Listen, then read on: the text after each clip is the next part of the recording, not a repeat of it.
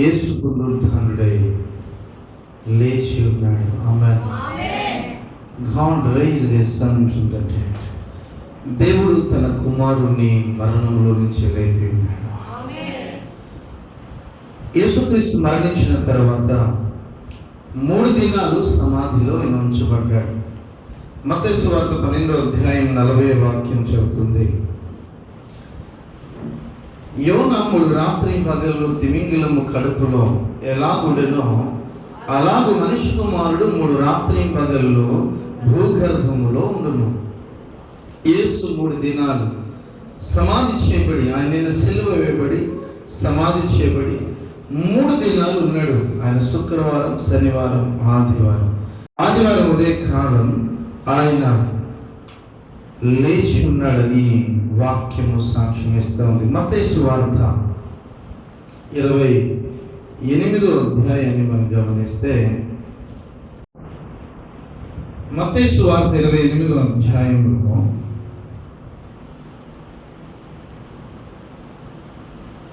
విశ్రాంతి దినము గడిచిపోయిన తర్వాత ఆదివారమున తెల్లవారుచుండగా మగ్దలేని మరియయు వేరొక మరియయు సమాధిని చూడవచ్చెను. ఇదిగో ప్రభుదూత పరలోకము నుండి దిగి వచ్చి రాయి పొర్లించి దాని మీద కూర్చుండెను. అప్పుడు మహాభూకంపం కలిగెను. ఆ దూత స్వరూపము మెరుపు వలె ఉండెను. అతని వస్త్రము హిమమంత తెల్లగా ఉండెను. అతనికి భయపడుట వలనంట కావలి వారు వరికి చచ్చిని వాని వల్లే పడిపోయారంట. దూత ఆ స్త్రీలను చూసి, మీరు భయపడకుడి, సిలువ వేయబడిన యేసును మీరు వెదుకుచున్నారని నాకు తెలియను. ఆయన ఇక్కడ లేడు, తాను చెప్పినట్టే ఆయన లేచి ఉన్నాడు. ఆమేన్. హల్లెలూయా. రండి, ప్రభు పండుకున్న స్థలము చూచి త్వరగా వెళ్ళి ఆయన మృతుల్లో నుండి లేచి ఉన్నాడని ఆయన శిష్యులకు తెలియజేయుడి. ఇదిగో ఆయన గలిలయలోనికి మీకు ముందుగా వెలుచున్నాడు, అక్కడ మీరు ఆయనను చూతురు. ఇదిగో మీతో చెప్పితినా నేను. ఆమేన్. హల్లెలూయా. ఇలా యేసుక్రీస్తు ప్రభు సమాధిలో లేడు, ఆయన చెప్పినట్లుగానే ఆయన లేచి ఉన్నాడని దేవదూత సాక్ష్యం ఇస్తూ ఉన్నాడు. ఆయన మృతుల్లో నుండి లేవకపోతే మనం మరణములో నుండి బయటికి రాలేము. మనం మరణాన్ని గెలిచి యుగ యుగాలు ఆయనతో ఉండాలని యేసు మరణాన్ని జయించి ఉన్నాడు. ఆయన మరణం యొక్క బలము గలవాన్ని బంధించాడు. మరణ భయము ఉన్నటువంటి ప్రజలను ఆ మరణ భయం కలగజేసే ఆ ఆత్మ నుంచి విడిపించాడు.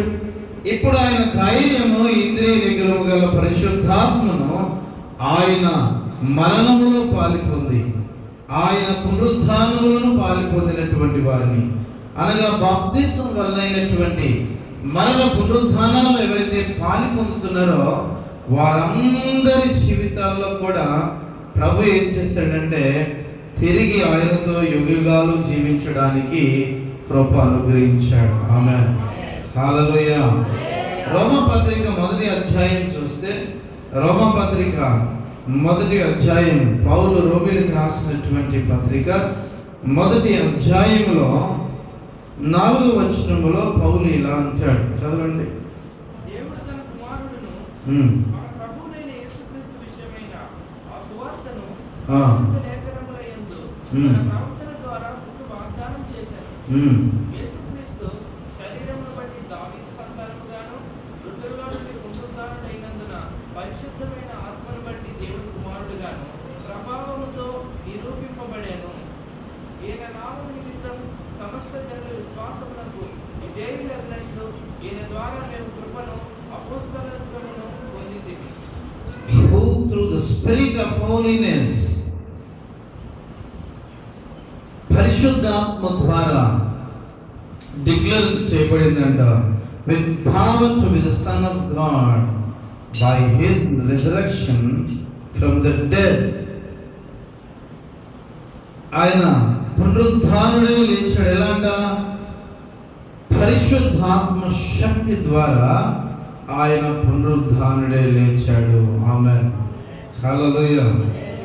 అయితే ఈ పునరుద్ధానపు శక్తి ద్వారా, పరిశుద్ధాత్మ దేవుని శక్తి ద్వారా ఆయన మృతులలో నుండి లేపబడ్డాడు.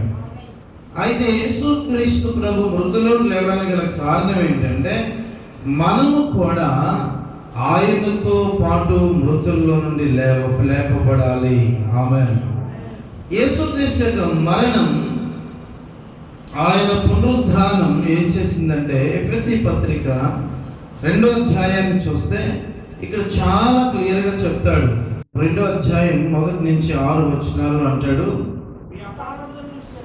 అపరాధముల చేతను పాపముల చేతను మనిషి చనిపోయిన స్థితిలో ఉండగా ఆయన మనలను క్రీస్తుతో కూడా బ్రతికించాడు.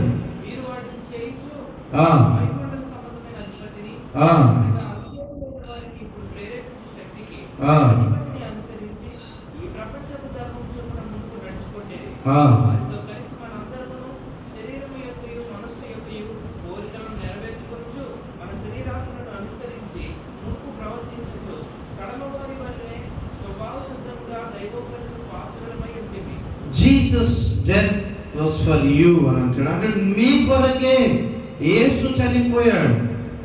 ఆయన మీ కొరకే పునరుద్ధానుడయ్యాడు. ఎందు నిమిత్తం అని అంటే, మనం పాపముల వలన, అపరాధముల వలన మనిషి ఆత్మ చనిపోయిన స్థితిలో ఉండగా, ఆయనైతే ఈ వాయుమండల సంబంధమైనటువంటి లేదా ఈ లోకాధికారి యొక్క వాడి యొక్క మాటలను, వాడి క్రియలను అనుసరిస్తూ నడుస్తున్నటువంటి మన జీవితాలపై యేసు గొప్ప కనికరాన్ని చూపించాడంట. But because of his great love for us, God who is rich in mercy, దేవుడు మన పట్ల కలిగిన గొప్ప ప్రేమను బట్టి, ఆయన మన ఎడల చూపించినటువంటి కృప మహదైశ్వర్యాన్ని బట్టి, క్రీస్తుతో కూడా మనలను మరణములో నుండి, అనగా అపరాధముల వలన చనిపోయిన స్థితిలో నుండి ఆయన కృపతో ఏం చేశాడంటే, ఆమెను రక్షించి క్రీస్తుతో కూడా లేపి ఆయనతో కూడా పరలోక సంబంధమైనటువంటి స్థలములలో వాళ్ళను కూర్చోబెట్టాడంట. పరమందు, పరలోకములో, within him in the heavenly realms of Jesus Christ, క్రీస్తు కూడా మనలను ఆయన కూర్చుండు స్థలమందు మనలను కూర్చుండబెట్టాడని చెప్తుంది. ఆమేన్. ఈ లోకంలో యేసుక్రీస్తు మరణాన్ని జయించకపోతే, ఆయన మరణం నుంచి బయటకు వచ్చి మొట్టమొదటిగా పరలోకంలో ఆయన ప్రవేశించాడు. ఇప్పుడు ఆయన నమ్మి, ఆయన కృప వలన రక్షించబడినటువంటి వ్యక్తి ఏం చేస్తున్నాడంటే, ఆయనతో కూడా మన ప్రాచీనమైన జీవితానికి చనిపోయి మరలా తిరిగి ఆయనతో కూడా పునరుద్ధానం అగినట్లుగా మనం బాప్తిస్మము ద్వారా మనం ఆయనతో కూడా లేపబడి ఆయన ఉండు స్థలమందు కూర్చుండబెట్టబడుతున్నామంట. అంటే ఆయన ఎక్కడ ఉంటాడో అక్కడే మనం ఉండడానికి దేవుని యొక్క కృప మహదైశ్వర్యం ద్వారా మనకు ఈ రక్షణ అనుగ్రహించాడు. కొలస్సీలకు రాసిన పత్రికలో పౌలు మరలా చెప్తాడు, 3వ అధ్యాయం చూస్తే,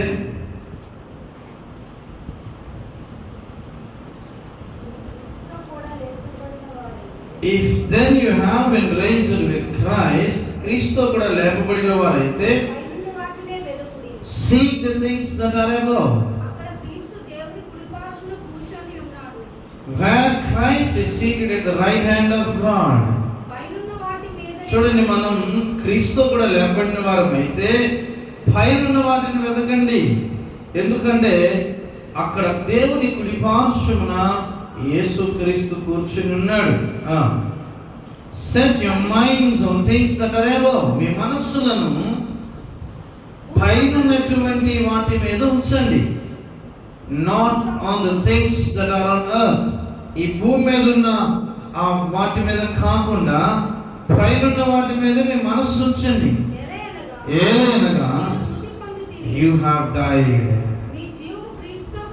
and your life is hidden with Christ in God. క్రీస్తుతో కూడా మీ జీవం దాచబడి ఉంది. శరీరంలో మనం చనిపోతాం కానీ మన జీవం క్రీస్తు కూడా ఆయన ఉండు స్థలమందు ఉండడానికి ఆయనలో దాచబడి ఉందంట. ఆమేన్.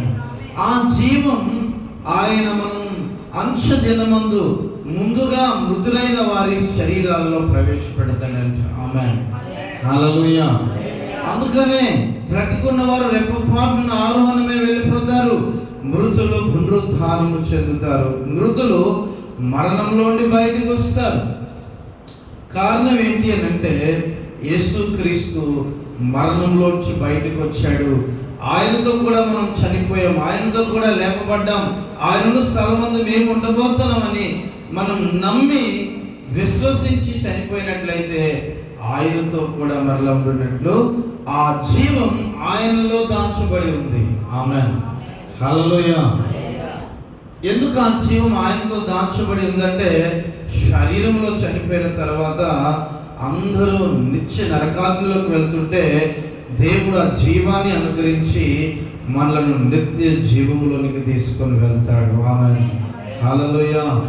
క్రైస్తవ నిరీక్షణ ఏంటంటే మన జీవం యేసుక్రీస్తులో దాచబడి ఉంది కనుక మనం శరీరంలో చనిపోయినప్పుడు ఆత్మలో దేవునితో ఒక క్రొత్త జీవితాన్ని మనం ప్రారంభించేటువంటి ఒక అవకాశం దేవుడు ఇస్తున్నాడు. మనం దేవునితో క్రొత్త జీవితం ప్రారంభించాలి.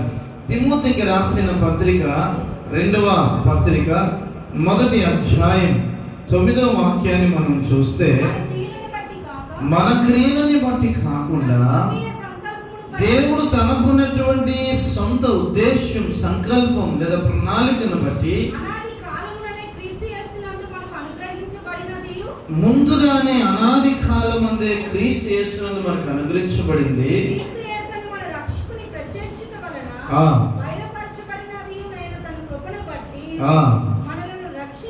యేసుక్రీస్తు వారి కృపను బట్టి మనల్ని రక్షించి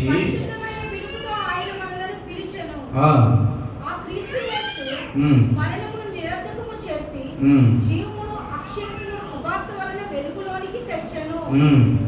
ఆ సువార్త విషయములో నేను ప్రకటించువాడను గాను అపోస్తలులను గాను బోధకుడను గాను నియమింపబడితిని. చాలు. హల్లెలూయా.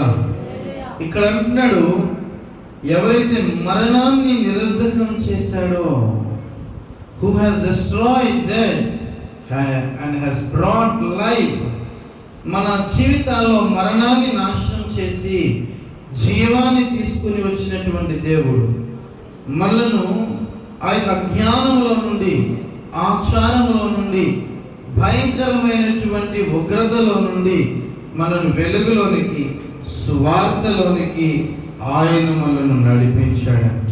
ఆమేన్. హల్లెలూయా. జీవమును, అక్షయతను సువార్త వలన వెలుగులోనికి తెచ్చెను. ఆమేన్. ఆయన సువార్త అనే వెలుగులోనికి మనలను తీసుకొని వచ్చాడు. ఒకవేళ మనం ఈ సువార్తను అంగీకరించకపోతే, సువార్త అనేటువంటి వెలుగులోనికి రాకపోతే మనకు క్రొత్త జీవితం ఉండదు. పాత జీవితం సైతానికి, వాడి యొక్క అనుచరులకు బానిసగా, బందీలుగా ఉన్నటువంటి మన జీవితాన్ని, అపవాది యొక్క చీకటి రాజ్యంలో బంధించబడినటువంటి జీవితం, ఒకవేళ మనం ఆ స్థితిలో చనిపోతే నిత్యమైన నరకాగ్నిలోనికి, సైతాన్ కొరకు, వాడి దూతల కొరకు ఏర్పరచబడిన నిత్య నరకాగ్నిలోనికి మానవుడు వేయబడాల్సి ఉంటుంది.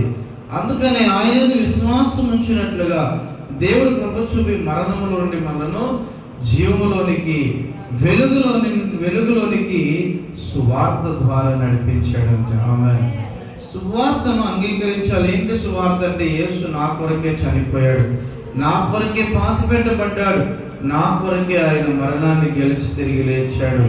ఎవరైతే నమ్ముతున్నారో సువార్తని, ఆ వ్యక్తిని వెలుగులోనికి దేవుడు నడిపిస్తున్నాడంట. ఒక క్రొత్త జీవితం ప్రారంభించబడుతుంది.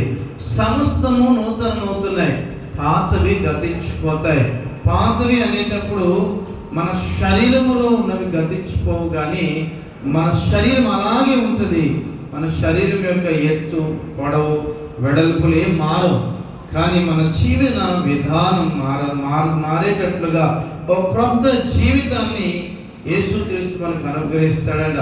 పాత జీవితంలో ఉన్నటువంటి మన రోగం, మనకున్న ఆర్థిక స్థితిగతులు, మన జీవితంలో ఉన్నటువంటి ప్రతి విధమైన శాపపు క్రియలన్నీ కూడా అవన్నీ కూడా తొలగిపోయి ఒక క్రొత్త జీవితం ప్రారంభించబడుతుంది.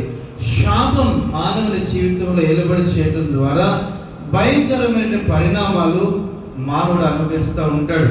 శాపం ఏం చేస్తుందంటే మరణాన్ని కుటుంబంలోకి తీసుకొని వస్తుంది. చాలా మందికి బిడ్డలు పుడతా ఉంటారు, చనిపోతూ ఉంటారు. చాలా మంది కన్సీవ్ అవుతూ ఉంటారు, అది అబార్షన్ అవుతూ ఉంటుంది. చాలా మంది భర్తలు చనిపోతారు. ఎన్నిసార్లు మ్యారేజ్ చేసినా భర్తలు చనిపోతారు. చాలాసార్లు స్త్రీలు చనిపోతూ ఉంటారు, మరొక పెళ్లి చేస్తారు, మరలా చనిపోతారు.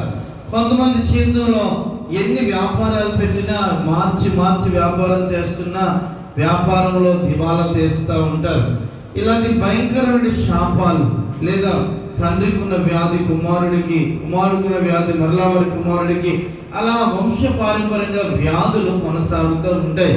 ఇవన్నీ కూడా శాపానికి సూచన. శాపం ఉన్నప్పుడు తరచూ యాక్సిడెంట్లకు గురవుతూ ఉంటాయి ఆ కుటుంబాలు. శాపం ఉన్నప్పుడు తరచూ ఆర్థిక నష్టాలకు గురవుతూ ఉంటారు. శాపం ఉన్నప్పుడు తరచూ మరణాలు ఆ కుటుంబంలో సంభవిస్తూ ఉంటాయి.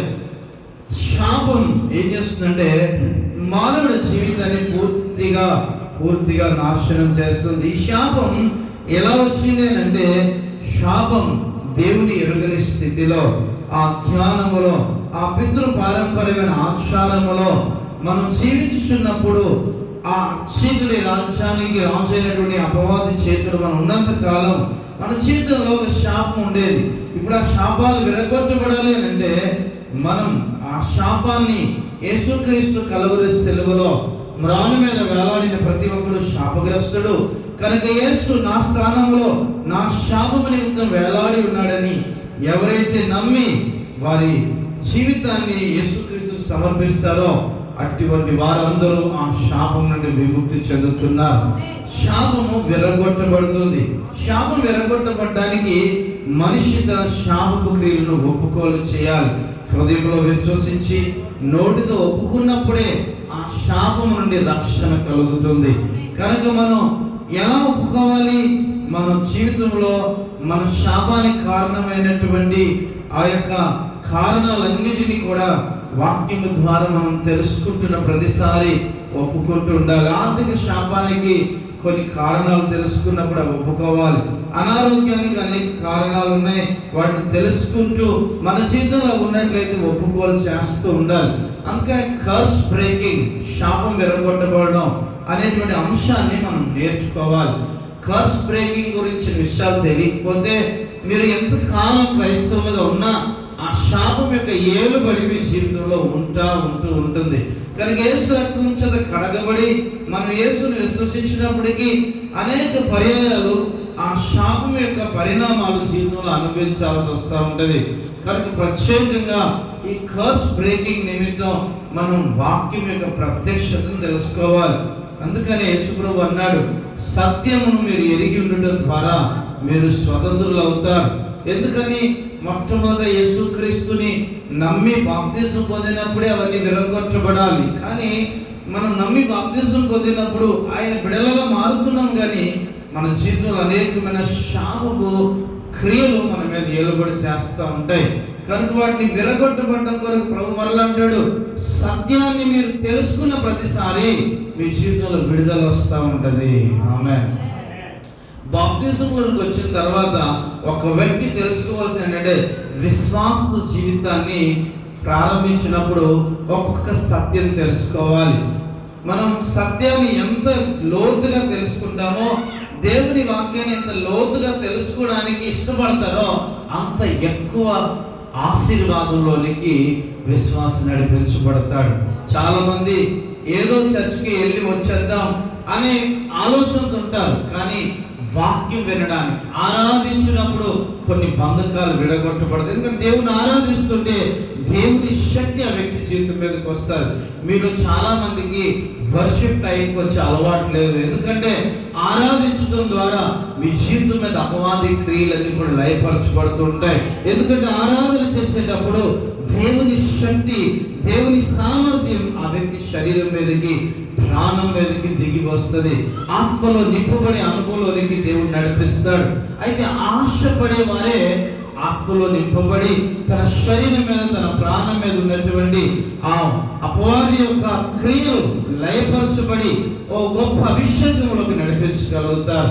కానీ నిర్లక్ష్యంగా ఉన్నవారు, ఆసక్తి లేకుండా ఏదో దేవుడు నమ్ముకున్నాం గనక ఏదో సమయానికి అలా చర్చిలో అడుగుపెట్టి వచ్చేస్తే దేవుడే మనల్ని కనికరిస్తాడు అనుకున్న వారి జీవితం మీద ఏమాత్రం విడుదల రాదు. ఎందుకంటే దేవుని ఆరాధించినప్పుడే ఒక వ్యక్తి నిజమైన విడుదలను అనుభవిస్తాడు. కనుక దేవుని స్తుతించడం, ఆరాధించడం అనే అంశాన్ని చాలా ప్రాముఖ్యంగా తీసుకోవాలి. ఈ పునరుద్ధానపు శక్తి ఎప్పుడు ఒక వ్యక్తి జీవితం మీదకి వస్తుందంటే, ఒక వ్యక్తి తన నోరు తెరిచి దేవునిని స్తుతించాలి. స్తుతి అంటే ఆయన మన ఆయన ఏమై ఉన్నాడో అందుని బట్టి ఆయన స్తుతించాలంట. అంటే ఆయన నామములన్నిటిని బట్టి ఆయన సర్వోన్నతుడై ఉన్నాడు, ఆయన సర్వశక్తిమంతుడు, ఆయన సృష్టికర్త అయిన దేవుడు, ఆయన మరణములో నుండి జీవులోనికి దాటించేవాడు, ఆయన అపవాదికి లయపరిచే దేవుడు, ఆయన యెహోవా రాఫా నిన్ను స్వస్థపరచువాడు, ఆయన యెహోవా హోసేను, ఆయన సృష్టికర్త అయిన దేవుడు. ఆయనను మనం ఒక్కొక్క నామములో ఆయన స్తుతిస్తుంటే మన స్తుతుల ద్వారా మీ కొరకు పరలోకపు ద్వారాలు తెరవబడతాయి. ఆమేన్, హల్లెలూయా. స్తుతించిన వ్యక్తి ఎప్పుడైతే దేవుని సన్నిధి సిద్ధం చేయబడుతుందో, ఎప్పుడైతే పరలోకపు ద్వారం ఓపెన్ అవుతుందో, దేవుని సన్నిధిని స్తుతి మాత్రమే సిద్ధం చేస్తుంది. నీ ఎదుట సింహాసనాసీనుడై ఆయన కూర్చోవాలంటే, నీ స్తుతులపై ఆసీనుడై ఆయన దిగి రావాలంటే నువ్వు స్తుతించాలి తప్పకుండా. అందుకని వాక్యం చెబుతుంది, ఇశ్రాయేలీయుల స్తుతులపై ఆసీనుడై ఉన్న దేవుడు అని. ఆమేన్. నీ స్తుతులు ఎప్పుడు దేవునికి చెల్లిస్తావో నీ స్తుతులపై ఆయన వచ్చి కూర్చుంటాడంట. నువ్వు ఎప్పుడు స్తుతించవు, మీకు అసలు స్తుతులే రావు. స్తుతించడానికి ఒక 10 పదాలు కూడా మనం ఇంకా నేర్చుకోలేదు. ఎందుకంటే స్తుతుల పుస్తకం తెరవం. ఆ పుస్తకం చూసైనా ఒక 100 స్తుతులైనా చెప్పగలిగిన స్థితి మనకు లేదు. దేవుని కనీసం 2 చేతులు మోకాలు వేయగలిగిన ఆరోగ్యం ఉంటే మోకాళ్ళు వేసి 2 చేతులు పైకి ఉదయకాలం ఒక 100 స్తుతులు చెప్పేవనుకో, నీ జీవితం కొరకు దేవుడు నీ జీవితంలో నిన్ను ఆశీర్వదించడానికి ఆయన ఆ స్తుతులు అనే ఒక సింహాసనంగా మారి ఆ స్తుతులపై ఆయన కూర్చోడానికి వస్తాడు అని దేవుని వాక్యం చెప్తుంది. అంటే అది స్తుతి సింహాసనానికి సూచనగా ఉంది. అంటే నువ్వు దేవుని పిలిచేప్పుడు ఒక గెస్ట్ని పిలిచావనుకో, ఒక మంచి చైర్ ఏర్పాటు చేసి ఉంచుతావు ఆయన వస్తే కూర్చోడానికి.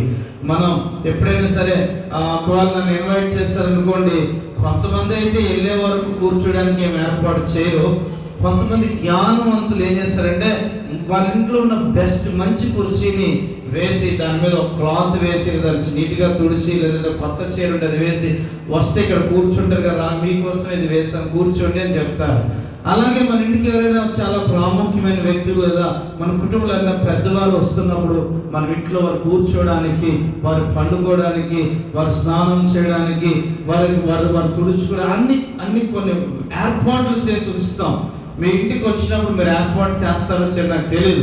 నా ఇంటికి దైవజనులు వస్తే వాడడానికి ఒక వేరే టవల్ ఉంటుంది, వారు మొహం తుడుచుకోవడానికి ఒక ఫేస్ టవల్ వేరే ఉంటుంది, వారు వాడడానికి ఒక సబ్బు, వారు వాడడానికి ఒక బ్రష్, వారు వాడడానికి ఒక టంగ్ క్లీనర్, వారు వాడడానికి ఒక పౌడర్, అన్ని ఏర్పాట్లు చేసి దైవజనుడికి అన్ని సపరేట్గా సమకూర్చడానికి కారణం ఏంటంటే అతడు ప్రత్యేకంగా మన ఇంటికి వచ్చినప్పుడు ఆయన జీవితంలో నుండి మన జీవితంలోనికి ప్రభు ఆశీర్వాదాన్ని ట్రాన్స్ఫర్ చేస్తాడు, అభిషేకాన్ని మన జీవితంలోకి విడుదల చేస్తాడు. ఆయన ఏ సన్నిధి మోసుకొని వచ్చాడో అది మన ఇంటిలోనికి, మన జీవితంలోనికి అది క్యారీ అవుతుంది, అది మనం అనుభవించగలుగుతాం. అందుకనే యేసుక్రీస్తు ప్రభువుని మనం ఆహ్వానించినప్పుడు కూడా ఒక మనిషి కొరకే, ఒక అభిషేకించబడిన దైవజనుడి కొరకే మనం అలా చేస్తే, మరి యేసు కొరకు మనం ఏం చేయాలి? యేసు ప్రభువుని మనం మన నోటితో పొగిడి ఆయన నామాలను స్తుతించినప్పుడు ఆ స్తుతులు అనేవంట ఒక స్పెషల్ చైర్ లాగా, ఓ ప్రత్యేకమైన సింహాసనం లాగా దేవుడు దాన్ని గుర్తిస్తాడంట. ఆమేన్, హల్లెలూయా. అలాంటి స్తుతులపై ఆసీనుడై కూర్చోడానికి దేవుడు ఉదయకాలం నీ ఇంటికి రావాలి. ఆమేన్. అంటే ఉదయం లేచినప్పుడు నువ్వేం చేయాలి? నువ్వు సాయంకాలం మరలా నువ్వు నిద్రలోకి వెళ్ళే ముందు దేవుని స్తుతించాలి. ఒక కీర్తన తీసుకొని పాడి ఆరాధించాలి. ఆరాధన అనగా ఏంటంటే ఆయన నీ కొరకు ఏమేమి చేశాడో వాటన్నిటిని జ్ఞాపకం చేసుకొని కృతజ్ఞతాపూర్వకంగా, అంటే కృతజ్ఞతాపూర్వకంగా ఏం చేశాడో జ్ఞాపకం చేసుకుంటే నీకు కన్నీళ్లు రాకుండా ఉంటాయా? నీ హృదయం కృతజ్ఞతతో నింపబడినప్పుడు, ఆయన చేసినవని జ్ఞాపకం చేసుకున్నప్పుడు నువ్వు ఎప్పుడైతే కన్నీళ్లతో ఆరాధిస్తావో దేవుని ఆశీర్వాదం వెంటనే నీ జీవితం మీదకి దిగి రావడం ప్రారంభిస్తారు. దేవుని అభిషేకం నీ జీవితం మీదకి వస్తారు. ఆ పునరుద్ధానపు శక్తి నీ శరీరాన్ని స్వస్థపరుస్తుంది, నీ కుటుంబాన్ని స్వస్థపరుస్తుంది, నీ ఆర్థిక వ్యవస్థ, నీ ఇల్లు, నీటిలో ఉన్న ప్రతి గది దైవ సన్నిధిని నింపడం ప్రారంభిస్తాయి. ఎందుకని? నువ్వు ఆయన ఏం చేశాడో జ్ఞాపకం చేసుకోవడం వలన, ఆయన ఆరాధించడం వలన ఆయన మరిన్ని క్రొత్త కార్యాలు, నువ్వు ఇంకా ఏదైతే ప్రార్థించి అడిగావో వాటన్నిటినీ చేయడానికి ఆయన ఇష్టపడతాడు. ఆమేన్. మనం ఎప్పుడైనా చూడండి, ఒక ఎమ్మెల్యే గారి దగ్గరికి వెళ్ళి, అయ్యా గతంలో మీ దగ్గరికి వచ్చినప్పుడు మీరు మాకు ఈ మేలు చేశారు, అది మర్చిపోలేమండి, మీరు చాలా మీకు మేము కృతజ్ఞులమై ఉన్నామని అడిగి ఒక కొత్త పని గురించి ఆయనతో మాట్లాడితే నేను చేస్తాను అంటాడు. ఎందుకని? ఆయన చేసిన విషయాలను ఆయన జ్ఞాపకం చేసినప్పుడు ఆయన హృదయం సంతోషించడం ప్రారంభిస్తుంది. దేవుణ్ణి కూడా నువ్వు ఆరాధిస్తున్నప్పుడు ఆయన ఏమేం చేశాడో నువ్వు తలపోసుకుని ఆరాధిస్తుంటే దేవుని హృదయం ప్రసన్నం అవ్వడం ప్రారంభిస్తుంది. ఆమేన్. దేవుని హృదయం సంతోషించడం ప్రారంభిస్తుంది.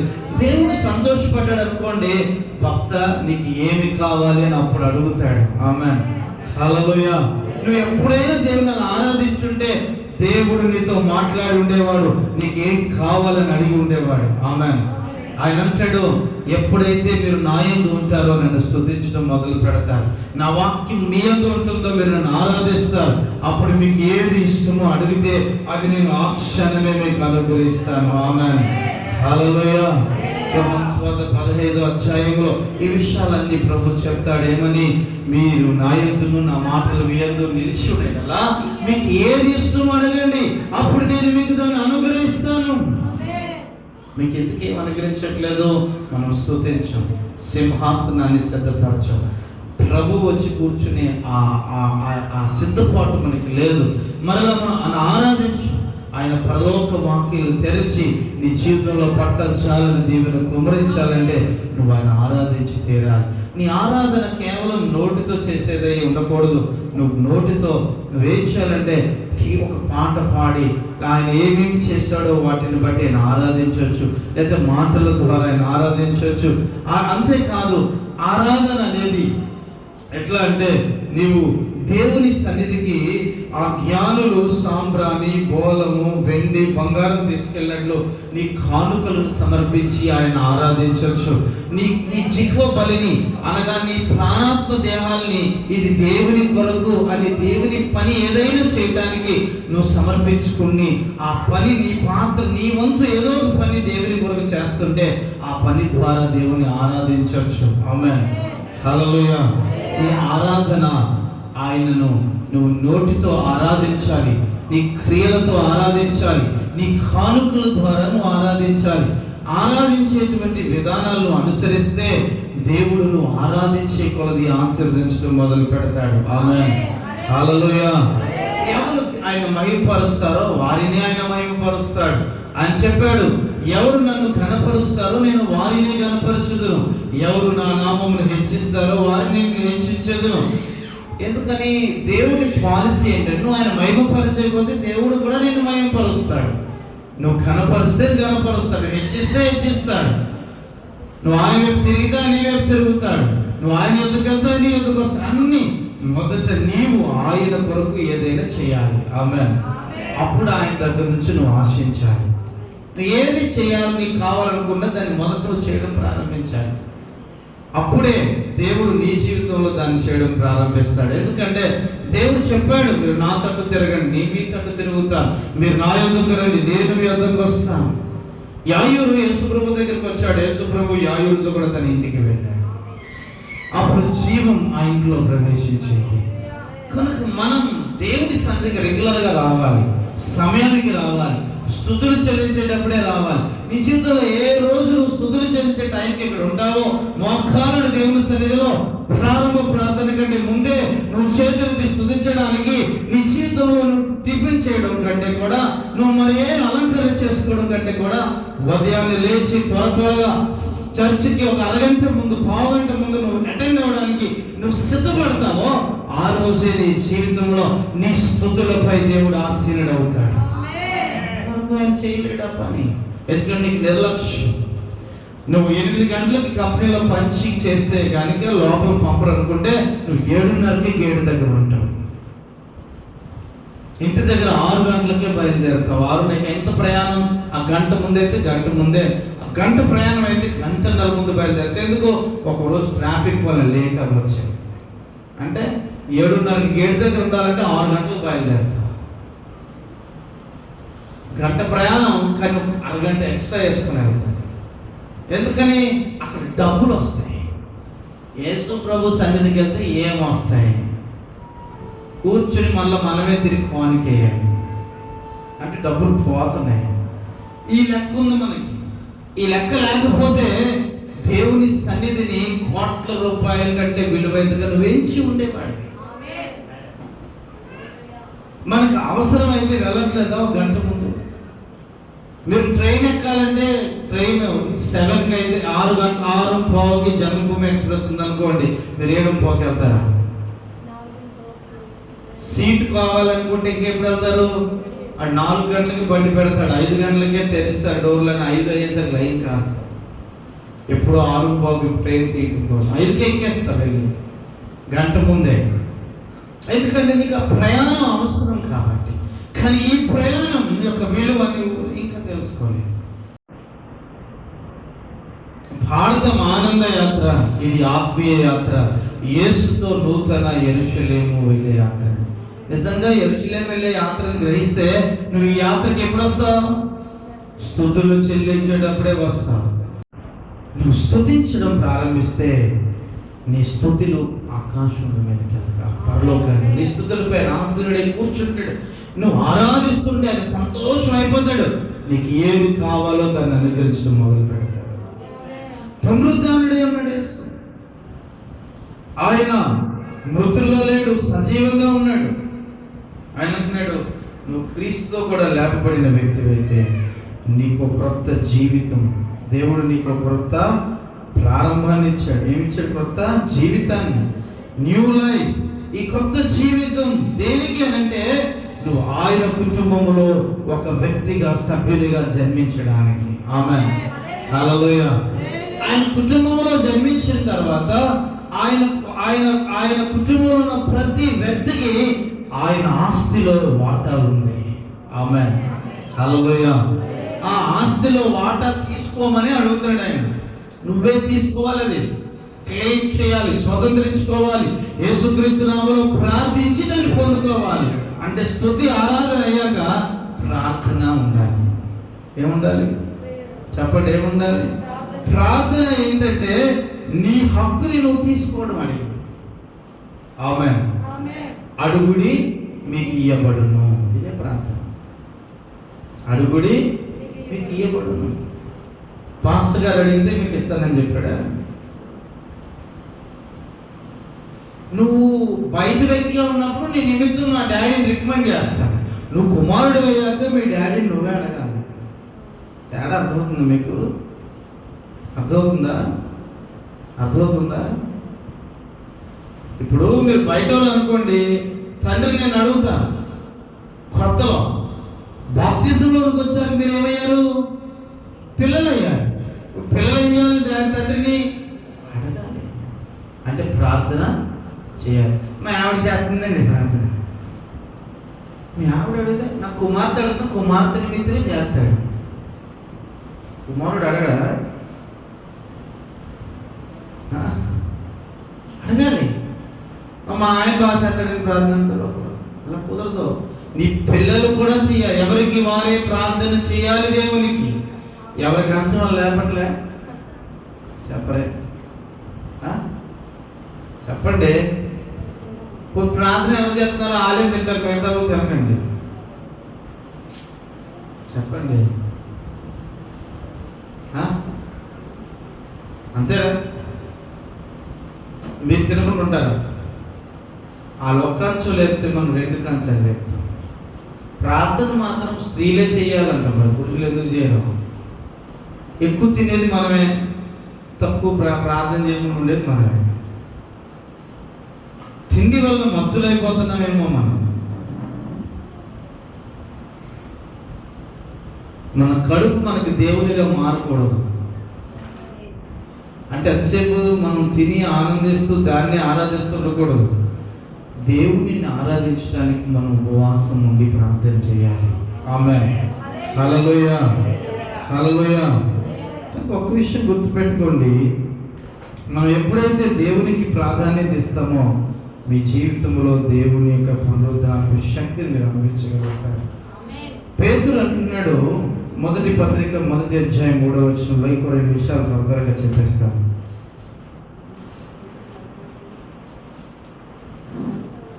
మొదటి పత్రిక 1వ అధ్యాయం 3వ వాక్యం. మన ప్రభువు యేసుక్రీస్తు తండ్రి అయిన దేవుడు స్తుతింపబడును గాక. మృతుల్లో నుండి యేసుక్రీస్తు తిరిగి లేచుట వలన మహిమతో కూడిన నిరీక్షణ మనకు కలుగునట్లు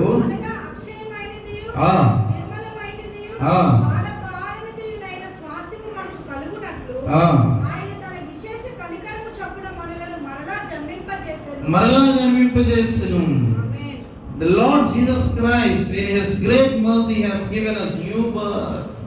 మరలా జన్మింపజేస్తున్నా అంటే ఇక్కడ ఏమన్నాడంటే క్రొత్తగా జన్మించే న్యూ బర్త్, క్రొత్తగా మనం కన్నాడంట. ఏమంటే క్రొత్తగా కన్నాడంట. ఆమేన్, హల్లెలూయా. నువ్వు క్రొత్తగా జన్మించే అవకాశం దొరికింది. ఇంకా ఏం జరిగిందంటే నువ్వు క్రొత్తగా జన్మించావు కనుక నీ జీవితాన్ని క్రొత్తగా ప్రారంభిస్తాడు దేవుడు. ఆమేన్, హల్లెలూయా, హల్లెలూయా. క్రొత్త ప్రారంభం. కొరింథీయులకు రాసిన 2వ పత్రిక 5వ అధ్యాయం 17వ వాక్యం ఏం చెప్తుందంటే, therefore if anyone in Christ he is a new creation. ఎవడైనా క్రీస్తునందు ఉన్నాడలా వాడు నూతన సృష్టి. the old has gone, పాతవి గతించెను, ఇదిగో సమస్తము నూతనమాయెను. the new has come. ఆమేన్, హల్లెలూయా. అన్ని నూతనమైపోతాయి. నీ అనారోగ్యం తొలగిపోద్ది, ఆరోగ్యం వచ్చేస్తుంది, ఆర్థిక పరిస్థితులు మారిపోతాయి, నీకు ఆశీర్వాదం రావడం మొదలు పెడుతుంది, అలవాట్లు పద్ధతులు అన్ని అసమాధానం, ఆ ఓటమి, అపజయాలు అన్ని కూడా అన్ని పరిస్థితులు మారిపోతాయి. ఇప్పుడు అన్ని నూతనమైపోతాయి. ఆమేన్, హల్లెలూయా. నూతన క్రియ ఒకటి దేవుడు నీ జీవితంలో నీ కుటుంబంలో ప్రారంభించడం మొదలు పెడతాడు. హల్లెలూయా, హల్లెలూయా. ఇక పాత పరిస్థితులన్నీ కూడా మారిపోతాయి. దేవుని కృప వలన అవన్నీ నూతనపరచబడతాయి. ప్రభువు నీ జీవితంలో నూతనత్వాన్ని ప్రారంభిస్తాడు. ఒక క్రొత్తదనం. It's new beginning. అలా ప్రారంభించాలి అనుకుంటున్నాడు దేవుడు. అందుకని ఏం చేయాలి? పునరుద్ధానపు శక్తిని అనుభవించాలి. పునరుద్ధాన శక్తి అనుభవించాలంటే ఆసక్తి ఉండాలి. ఏముండాలి? ఆసక్తి అనంటే జెన్యూన్ ఇంట్రెస్ట్, ఆసక్తి లేకపోతే ఎప్పటికీ నువ్వు దీవించుకోవాలి. క్రైస్తవుడిగా మారాక మనకు ఉండాల్సింది ఒకటే, దేవుడన్నా దేవుని సన్నిధన్నా ఆసక్తి ఉండాలి. నిన్ను 10 సార్లు ఫోన్ చేసి కోటాలు పెట్టాంరా పిలకూడదు. కోటాలు పెట్టామంటే నువ్వు నీతో పాటు నలుగురు తీసుకొని నువ్వే ముందు ఉండాలి. దాన్ని ఏమంటారు? ఆసక్తి. ఆరాధనకి 10 సంవత్సరాలైనా నీకు ఫోన్ చేసి ఆరాధనకి రా అని పిలవకూడదు. నువ్వే 10 మందిని ఆరాధనకి పిలుచుకుని రావాలి. దాన్ని ఆసక్తి అంటారు. నీకు సంవత్సరాలు గడిచినా ఆరాధనకి పిలవాలి, కోటాలకు పిలవాలి, ఉపవాస ప్రార్థనకి పిలవాలి, నిన్ను భోజనానికి పిలవాలి, నిన్ను చావుకు పిలవాలి, పెళ్లికి పిలవాలి. పద్దాకా రాకపోతే ఎలాగ? మన 10 మంది ఉండాలి కదా. రాకపోతే ఎలాగ? పరుగు పోదు కదా. రాకపోతే ఎలాగా? కొత్తగా నమ్ముకున్నారు, అన్ని లేవనుకుంటే మేము అలా బతుకులాడుకుంటూ ఉండాలా? దేవుడు ఏమన్నాడు? పనికి పోవాలని నాకు కొద్దిగా తీసే అంటాడు.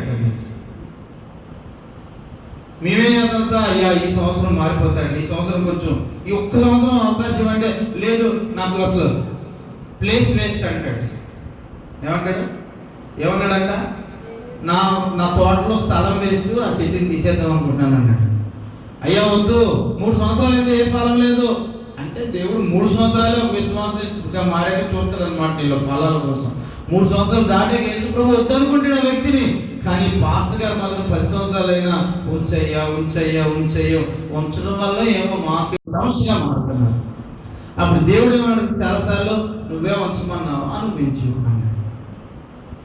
అంటే ఆయన ఎన్ని సంవత్సరాలు ఉంచుతాం, తర్వాత ఫలించకపోతే తీసేద్దాం అనుకుంటున్నాడు?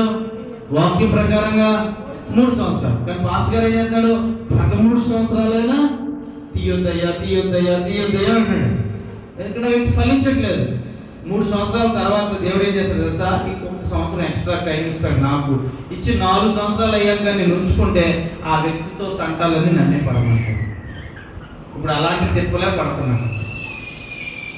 ఎందుకంటే నేను ఉంచుకున్నాను కదా. ఇంకా సంఘంలో 3+1 4 యేసు ప్రభు ఛాన్స్ ఇచ్చాడు క్రిస్మస్కి, తెలుసా మీకు? చెప్పాను ఈ వాక్యం మీకు చాలాసార్లు. కాబట్టి మీరేం చేయాలంటే, అయ్యో ఈ 3 అంటే ఇప్పుడు ఎన్ని 3 అయిపోయినాయి, ఇప్పుడైనా మనం ఏం చేయాలా? ఫలించడం మొదలు పెట్టాలి. ఆమేన్, హల్లెలూయా. నువ్వు ఫలిస్తున్నావు ఎలా తెలుస్తుంది తెలుసా? నువ్వు చర్చ్కి నేను అన్నట్టు ముందు వస్తావు, గంట ముందే లేస్తావు, తయారవుతావు, అరగంట ముందే బయలుదేరుతావు ఇంటి దగ్గర. నీ ప్రయాణానికి మించిన టైం పెట్టుకొని వస్తావు. హల్లెలూయా. నువ్వు రోజు ఉదయం లేచి నీ ఇంట్లో స్తుతించడం ప్రారంభించు, ఓ పాట పాడి ఆరాధించు, వాక్యం తీసి చదువు. ప్రతి ఆదివారం ఇక్కడ ఆరాధనకి అలాగే టైం కొట్టి స్తుతుల దగ్గర నుంచి ఆశీర్వాదం వరకు పార్టిసిపేట్ చేయి. మనసారా ఆరాధించు, హృదయపూర్వకంగా శ్రద్ధగా వాక్యం విను. నువ్వు దాన్ని మళ్ళీ రాసుకో. ఆ వారం అంతా టైం ఉన్నప్పుడు తీయి, ఏం చెప్పానో అవి చూసుకుని ఒకసారి నేను మా మాటలు జ్ఞాపకం చేసుకో. అదే నెమలవేయటం. దాన్ని ఏమంటారంటే దివారాత్రులు వాక్యం ధ్యానం. అప్పుడు నువ్వు వెళ్ళి ప్రతి మార్గంలో వర్ధిల్లుతో అని యెహోషువ 1:8 ప్రకారం దేవుడిని వర్ధిల్లింపు చేస్తాడు. ఎందుకు జరగదు? దేవుడు ఎందుకు తన వాక్యం నెరవేర్చుడు కానీ నమ్మదగిన దేవుడే ఉన్నాడు. ప్రాబ్లం అంతా నీది, ఆయన కాదు. ఆలోచించండి. మీ పనుల కోసం వ్యాపారాల కోసం 2 గంటలు వేస్తారు, 2 గంటలు పడుకుంటున్నారు పని చేసి. అదే చర్చ్లో ఒక కాలు లేక నువ్వు నిద్ర లేకుండా ఉండలేవు. ఒక రాత్రి అంతా బండ్లు కొట్టాలని కుట్టేయగలరు. ఆలోచిస్తున్నారు ఎప్పుడైనా దేవునికి ఎంత ప్రాముఖ్యత ఇస్తున్నారు? ఒక నైట్ వాచ్మెన్ డ్యూటీ చేయగలడు ఒక వ్యక్తి. ఒక నైట్ పెళ్లిలో గడపగలవు సరదాగా. ఒక నైట్ నీ సొంత వ్యాపారాన్ని చేయగలవు. ఒకటి కాకపోతే 3 రాత్రులు చేస్తావు అవసరమైతే. కానీ దేవుడిలో నెలకు 1 రాత్రి నువ్వు ఉండడానికి ఇష్టపడవు. ఏమంటే మేము అలసిపోయి ఉన్నాం, పని నిద్ర వస్తుందంట. నువ్వు పని చేసుకుని భోంచేసి మళ్ళీ పని మొదలెడతావు. రాత్రి అంతా చేస్తావు, తెల్లారులు నీకు అవసరమైతే. నీకు నిద్ర రాదు. అప్పుడు నిద్ర రాకుండా మొహం కడుక్కొని టీ తాగి ఏదో ఒకలాగా నువ్వు గడుపుతావు. ఇక్కడికి వస్తే పాటలు ఉంటాయి, ఆరాధన ఉంటుంది, అభిషేకం ఉంటుంది. నీకు నిద్ర ఎందుకు వస్తే? నీకు ఆసక్తి లేదు. చెప్పండి, ఏ లేదు మీకు? ఉందంటారా? మరి ఉందంటారా? ఉంటే ఎందుకు కాలనీకి ఉండలేకపోతున్నారు? కొంతమంది ఉంటున్నారు. ఉంటే ఎందుకు నువ్వు టైంకి రాలేకపోతున్నావు చర్చ్కి? ఎందుకు చివరిదాకా కథలు కూడా కూర్చోలేవు?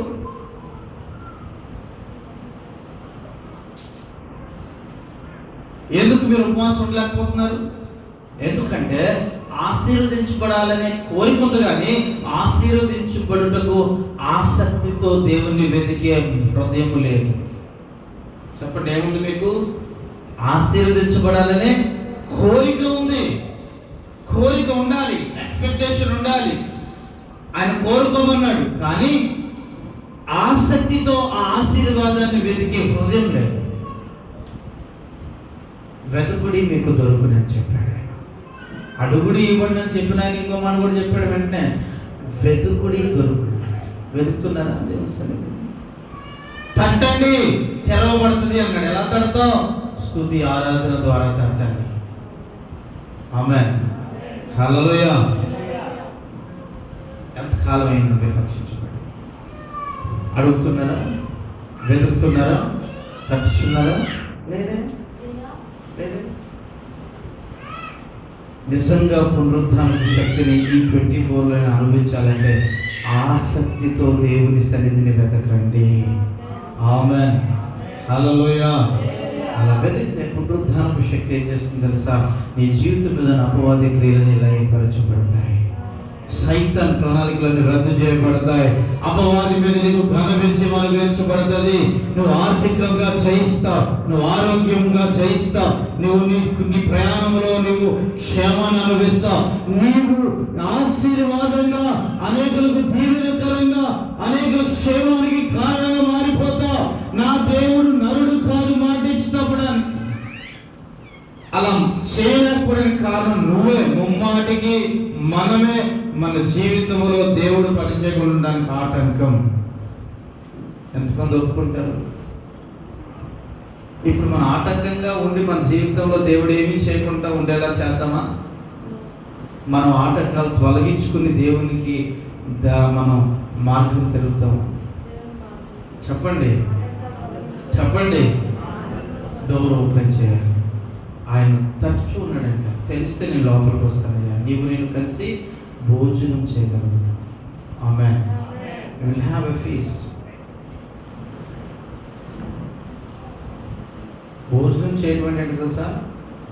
తండ్రి చిత్తం చేయగలుగుతాం. అయ్యా యేసుప్రభు క్యారీ తెచ్చుకున్నామని అడిగారు శిష్యులు. యేసుప్రభు ఏమన్నా తెలుసా? క్యారీ తెచ్చుకోలేదు, ఆల్రెడీ తినేసాను. ఏంటి మీరు ఆకుని తినేసావని అడిగారు. అప్పుడు ఆయన తెలుసా? నా తండ్రి చిత్తం చేయటే నాకు భోజనం. నేను మీతో కలిసి భోజనం చేస్తాను, తల్లి కలిసి మీరు నేను కలిసి దైవ చిత్తాన్ని మీలో మీ ద్వారా నా శక్తితో దైవ చిత్తం నెరవేరుస్తాను అని అర్థం. ఆమేన్. అంటే మన లోపలికి వచ్చి యేసు మన జీవితం ద్వారా అనేకుల జీవితాల మీద పనిచేయడం ప్రారంభిస్తాడు. నువ్వు తలుపు తెరిస్తాయి. ఆమేన్. తెరిస్తే ఎంతమంది తెరుస్తారు? నిజంగా తెరుస్తారా? తెరిస్తే మీ ఆసక్తిని దేవుడు ఈ వారం నుంచి చూస్తాడు. 1 గంట వచ్చి ఇక్కడ ప్రార్థన చేయలేదు, దూరం ఉన్నోళ్ళు రాలేకపోతున్నారు, దగ్గర ఉన్నోళ్ళు ఈ ప్రాంతంలో శుక్రవారం 7 గంటల నుంచి 8:30 వరకు ప్రార్థన చేయలేదు, 9 వరకు. దయచేసి మీరందరూ కూడా వచ్చి ప్రార్థన చేయండి. దేవుడు మీరు అడిగిన వాటిని ఇస్తాడు. ఆమేన్. ఆయన ఆయన ఆయన ఆయన వెతకండి, ఆయన దొరుకుతాడు. ఆయన తలుపులు తట్టండి, తెరవబడతాయి. ఆయన తెరిచిన తలుపులు మీ జీవితాల్లో ఏ ఒక్కడు మూయలేడు. ఆయన మూసేసిన తలుపులు నువ్వు ఎంత ప్రయాసపడి తెరవలేడు. ఆయన ఒకసారి మూసాడు. మాంత్రికుడి దగ్గరికి వెళ్ళినా, జ్యోతిష్యుడి దగ్గరికి వెళ్ళినా, ఎమ్మెల్యే దగ్గరికి వెళ్ళినా, నువ్వు సీఎంని కలిసినా, పిఎంని కలిసినా, బ్యాంక్ మేనేజర్లు తెలిసిన వాళ్ళు ఉన్నా, నీకు ఏ పని జరగదు ఎక్కడికి వెళ్ళినా. ఎందుకంటే ఆయన మూసేస్తే అది ఎప్పుడు తెరవడానికి సరిపోదు. ఆయన తెరిచాడు అనుకోండి, నీ జీవితంలో ఆ ద్వారాలు పోయడానికి ప్రైమ్ మినిస్టర్ కాదు కదా, ప్రెసిడెంట్ ఆఫ్ ఇండియా కూడా సరిపోదు. హల్లెలూయా, హల్లెలూయా. మనం ఏం చేయాలంటే, దేవుడు చోటిస్తే మనలో మన ద్వారా దేవుడు